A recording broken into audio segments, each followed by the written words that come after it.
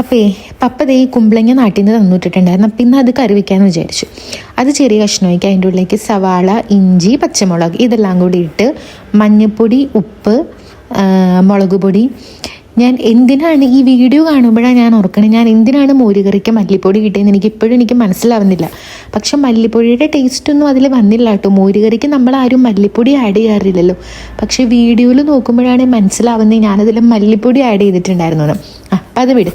അപ്പോൾ ഞാൻ പിന്നെ കുറച്ച് യോഗോട്ട് എടുത്തിട്ട് അത് ജസ്റ്റ് ഒന്ന് മിക്സിയിൽ കറക്കി എടുക്കുന്നുണ്ട് കേട്ടോ. പിന്നെ നമ്മൾക്ക് കൂട്ടത്തിൽ ഇന്ന് നമ്മുടെ കായേൻ്റെ ഉപ്പേരും കൂടെ ആക്കാമെന്ന് വിചാരിച്ചു. കടുകൊക്കെ പൊട്ടിച്ച് ചുവന്നുള്ളി ഇട്ട് മഞ്ഞൾപ്പൊടിയും മുളക് പൊടിയൊക്കെ ഇട്ടിട്ട് നമ്മുടെ ചെറുതായി അരിഞ്ഞു വെച്ചിരിക്കുന്ന കായയും കൂടെ അവിടെ സെറ്റാക്കി വെച്ചു.